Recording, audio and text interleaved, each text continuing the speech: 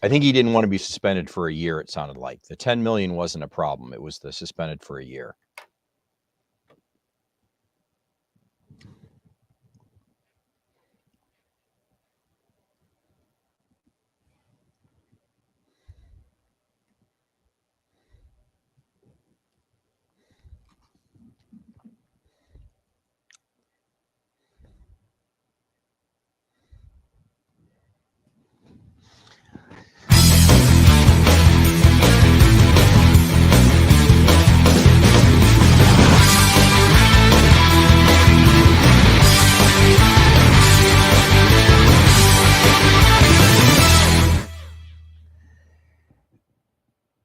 And welcome everybody to the Huddle, KGUN9 streaming sports talk show. We come to you every Tuesday at this time on all the platforms you know and like so much.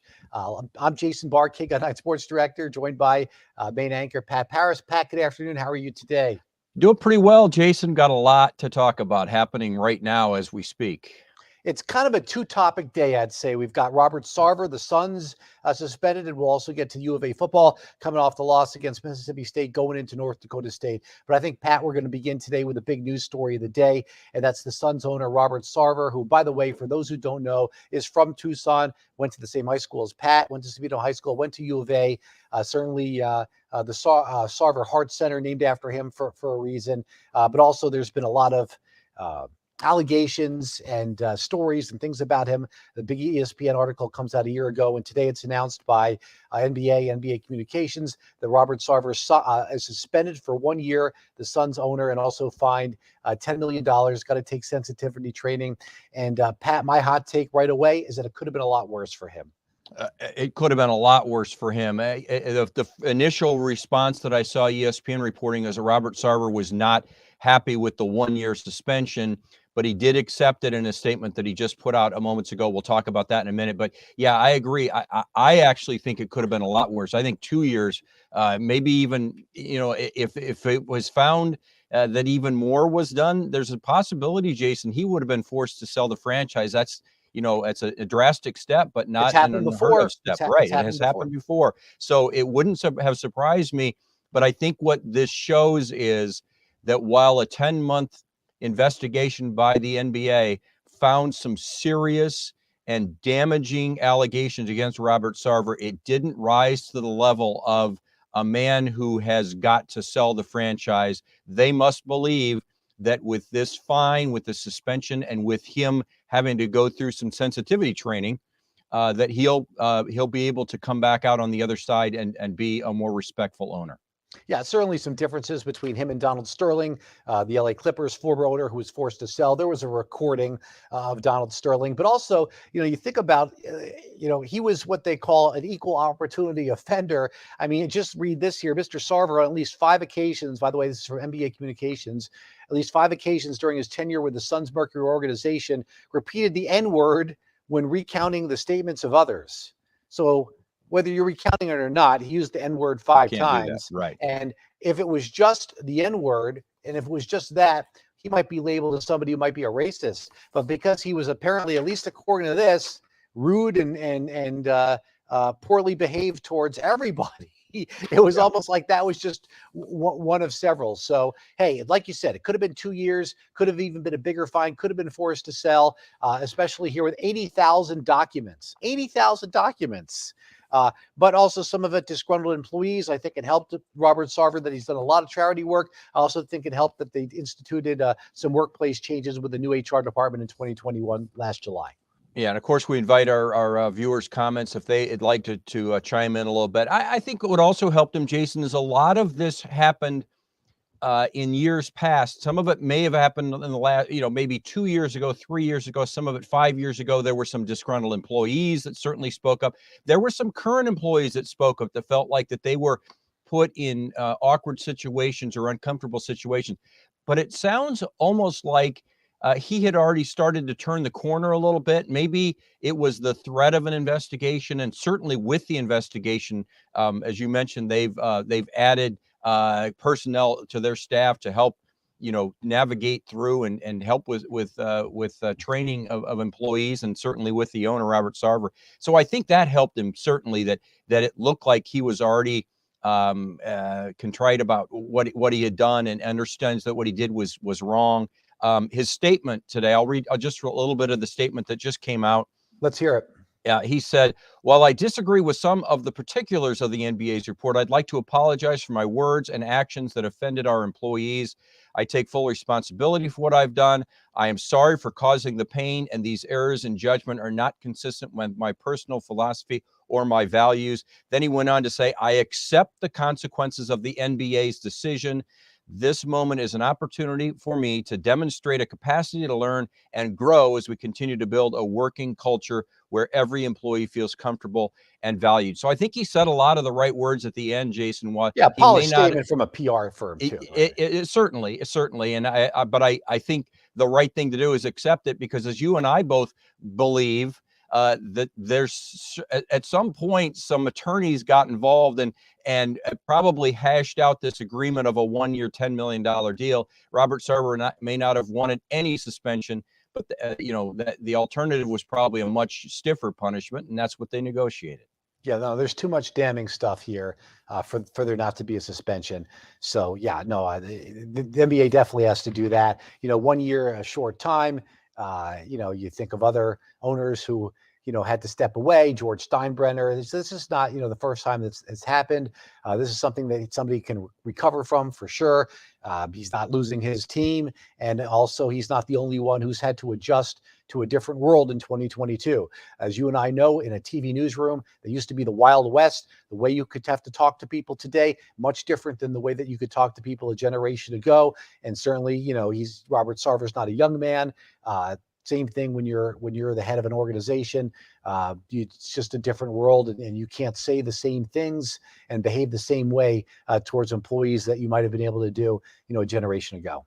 Yeah, exactly right. And full disclosure, Jason, he was 3 years ahead of me at Sabino. One of my older brothers knew him, but I did not know him. I was a freshman; he was a senior. So I didn't know Robert Sarver personally going to high school. So, but people in Tucson do.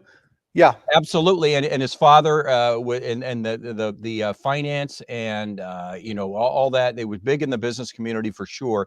He's been there for 18 years, Jason, and I think from his standpoint, I think he was so adamant about not wanting to be suspended because for about 16 years of owning this franchise, they weren't very good.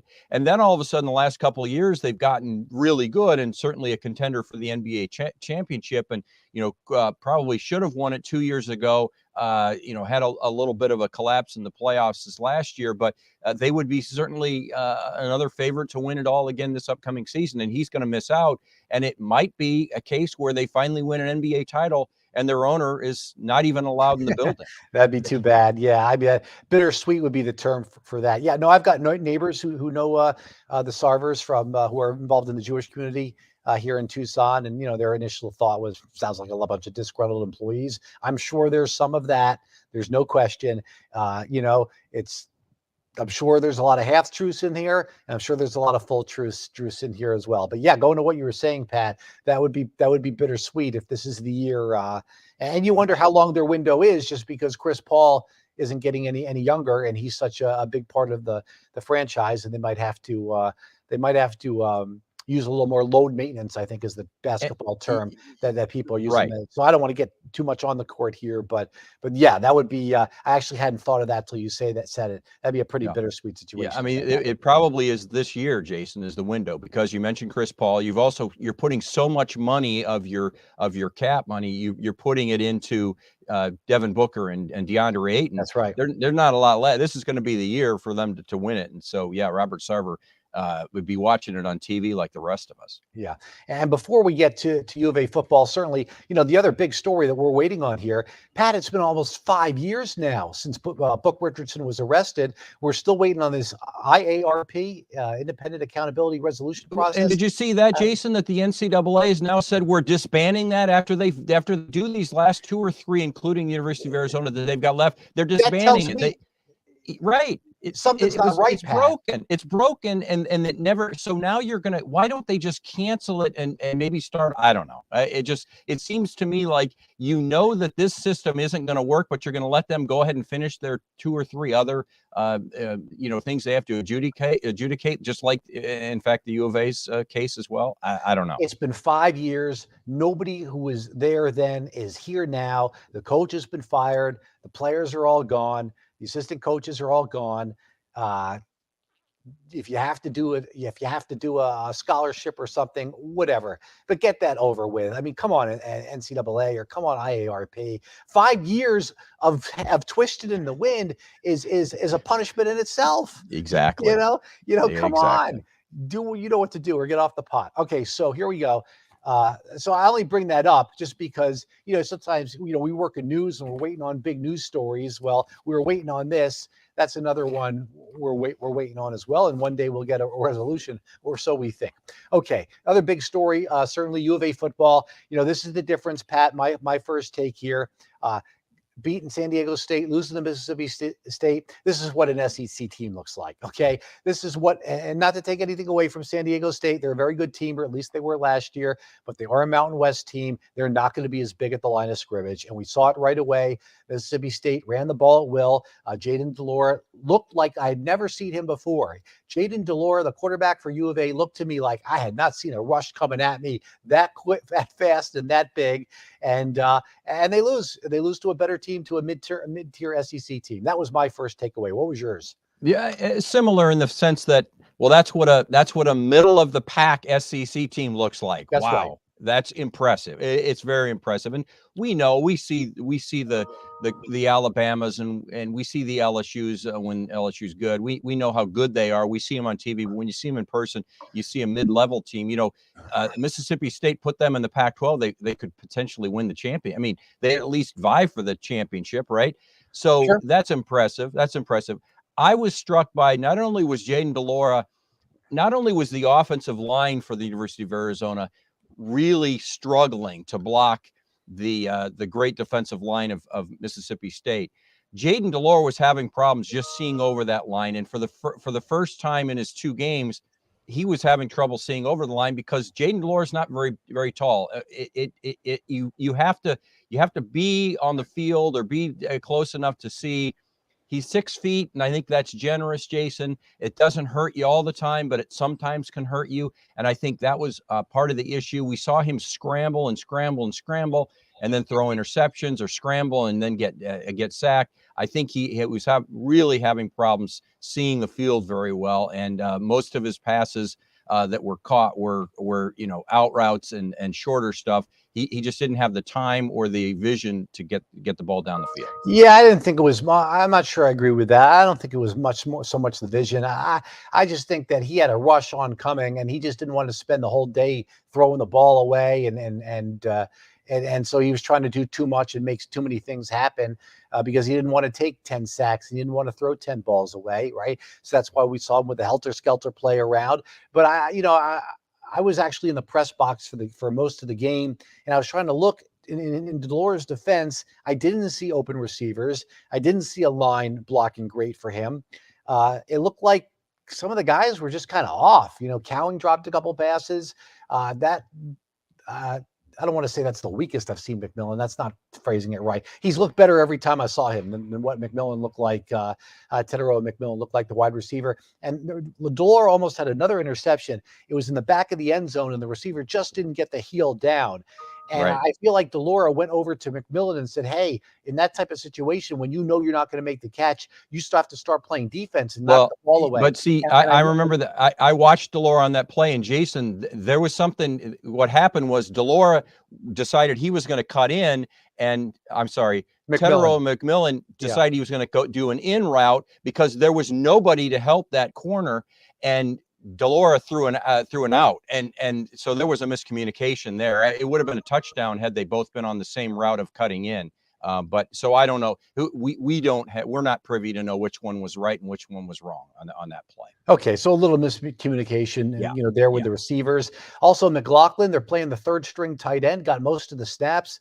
I don't know what happened there with Alex Lyons, and also I'm told that Kean Burnett may not be big enough quite yet. They want to see him add a little bit of muscle there.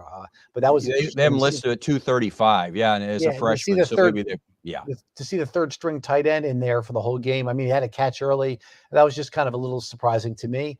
And they've got a team coming in here. It's three very different types of teams, Pat, to start the season. You got a Mountain West team, you got an SEC team, and now you got an FCS team that's really not a typical FCS team in the sense that they've won 9 out of 11 championships. 9 of 11. They're the defending FCS champion. So I don't expect them to come in here and overpower Arizona physically and with size, but they're going to be very polished in what they do. Yeah, exactly right. Real quick, Wally Wildcat with what about all those turnovers on both sides? And you know what? You've got to give Arizona's defense a little bit of credit. I know they gave up 39 points, but they were pretty representative. They were put in a lot of tough situations with some of the Arizona turnovers. Was the defense that was an issue? But what are they? 5-5 now? 5 takeaways, 5 giveaways. That's got to get better. But at least they're 5-5. Jason, last year, what'd they have? 5 the whole season. 6 the whole season. 6 the whole season. 6 takeaways. So they're Jackson almost there. Jackson Turner deserves a lot of credit. He ripped the ball away, Yes, picked it up and took it down inside the 5-yard line. The other one was a tipped pass that was totally on the Mississippi State wide receiver. It was not on Will Rogers. He threw a perfect ball. The guy just went off him. But hey, those happen though. Those happen. And you got to make the catch. You have to capitalize. That's why they do the tip drill. So they get the 2 turnovers, but they also had the 3 interceptions from Delora, which was a career high. So, they got to get the ball out quicker. If that's happening, they got to do some more screens, although they tried and that wasn't working. But we got a little too, we knew, but we tried to not get a little too excited, after San Diego State. We kind of knew in the back of our heads, this is a totally different team. This is a different animal. Totally different animal coming in. But this North Dakota State team, they did it with Trey Lance last year, but they've done it with different head coaches. They've obviously done it with a lot of different personnel to be that good for so long. This is almost like a top tier group of 5 team probably coming in here, I would say. Yeah, I would agree. I would agree. Yeah. I think I still personally feel like when you look at the roster, the Arizona's got a better roster. They should be able to beat a North Dakota State, but this is not going to be an easy, FCS, opponent. That's for sure. I find it very odd about the makeup of this non-conference schedule though, Jason, because where's the team where you bring in just to kind of get yourself feeling good? There isn't one on this schedule, right?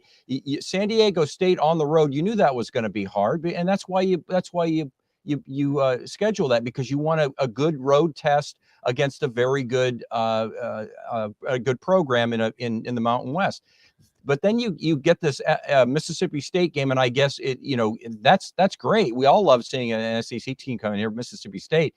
But where's that easy game? So now you go, North Dakota State, they're an FCS team. Maybe that's your. It's not an easy game. It's not. But Pat, there's no easy games anymore unless you're a really good team. I mean, you take a look at Georgia Southern winning a game. You take a look at Appalachian State winning a game. There's no easy games unless you're really a dominant team. The way that who's favored by 50 over Akron? I forget right now. One of the teams is favored by 50 points. Is it Ohio State or somebody? I don't know. I forget. But I understand that. There are no easy games unless you're a dominant team. If you're not a top team, some of these FCS teams can come in and beat you. By the way, certainly we're sponsored by a sports book here. I have not been able to find a line for this North Dakota State. No, there's not. Why is there no line? I don't know. I'm wondering if they just don't want to even dip their toe into that water. I'm not sure. Yeah, I'm not sure. Maybe they just don't know. Maybe I'm not sure. Maybe there's a rule that they've got, but I don't think there is. I'm not sure. I thought that last year, the NAU game, there was a line. I'm not sure why there. There was definitely a line for that game. I'm not sure what that is. I mean, the only thing I could possibly, because they want to make as much money off of as many games as possible. The only thing I can think of is they don't know where to start the line. Maybe not. They don't want too much money on one team. Right. And maybe it's not quite worth the risk.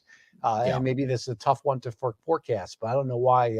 We'll have to find out why there's no line. But I tell you what, Pat, if there was a line, what would you make it? I would probably have Arizona, a 6-point favorite, 5-point favorite. Wow, I would not have thought that at all. That's where I would put it. That's where I think a line would be when you've got a Power 5 conference team, albeit a Power 5 conference team that's traditionally been finishing in the bottom of that conference, hosting a team in the FCS, even if it's North Dakota State. That would be my guess. I would make North Dakota State the favorite for this game. The way that these FCS teams have come in and beaten these FBS teams, the way that North Dakota State's beaten six of these in the last decade, the way that they've won 9 of 11 championships. It's also been the way 6 that Arizona's years. won two games in 2.5 years. I tell you what, I would make North Dakota State a 2.5-point favorite. Part of the reason, though, might be, Jason, they haven't played an FBS team in 6 years. So maybe they just don't know where to set the line. Well, they were supposed to play Nebraska in 2020, if I'm not mistaken. I think it was Oregon. No, it might have been Oregon. You're right. It was Oregon. It was Oregon. Yeah. It was Oregon. Yep. Yeah. They were supposed to play Oregon in 2020, and then that was the year that the non-conference games got canceled and the whole deal. So they it's not like they're ducking anybody. No pun intended. They just that game just got canceled because of COVID. Boy, I'm surprised to hear you say that. I would have made North Dakota State the favorite. This game by 2.5 points. I'd say 4 or 5. Arizona home field. I don't know. Arizona's only a 7-point underdog going into this Mississippi State game. It should have been more though. No. Yeah. 12-point underdog. Oh, was it 12? Sorry. The line started. You're not wrong. The line started at 7.5. It was 12. Which tells you where the money was going, and it tells you the money was correctly going to Mississippi State. Yeah. Well, it's just simple, Jason. Arizona football, in just a short time under Jed Fish, has really only put together one complete game, and that was 2 weeks ago. And if you want to see them beat a team like North Dakota State, who they should beat, after all, they should beat them, then they got to put together a complete game. And that means no turnovers, takeaway. You've got to have some takeaways. You can't have one great drive to start the game and then completely get shut down after that because the other team makes adjustments and you don't. I mean, you've got to make adjustments, and that's what they've got to do.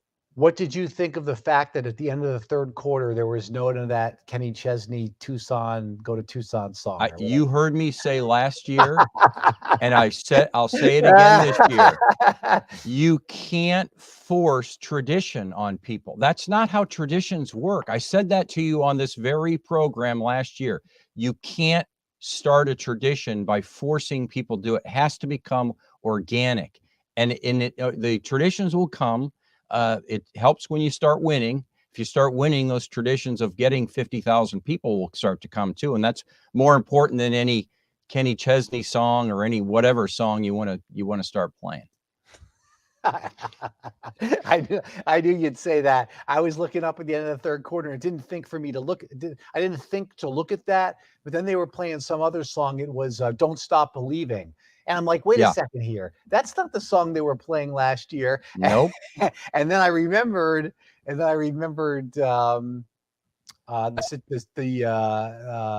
song from last year and how you didn't like it. So, well, I just don't want you to tell me how I'm supposed to. Don't tell me how I'm supposed to act. We'll act the way we want. I say we as in fans because I have season tickets. So that's fine. I feel like I'm a we when it comes to Saturdays at Arizona Stadium. Pat, let's look at Wally Wildcat here as we get set to finish things off here. Do people not know the fight song lyrics, or is that true or not? Well, it depends on what you consider the fight song. The fight song is the original, 100 and plus whatever year old, really traditional. That's not the Bear Down fight song. I don't think he's talking about the because Bear Down fight song has like 15 words. That one's not hard. It's the traditional fight song where alumni stand up and you all sing the fight. Nobody knows that song. I didn't know that song when I went to the University of Arizona. I don't know that song today. I can Bear Down, but that's a different song. I just don't like the way how many people clear out at halftime. That to me is frustrating. I know it's a late start, but that's the nicest part of the evening, and that second half. That's beautiful outside. I agree. 9 o'clock. I didn't leave until probably 4 minutes left in the fourth quarter. And at that point, it was so far over that I just, I thought, you know what, we can get out of the parking garage at least before it gets too crowded. Yeah, and we did. So, Yeah.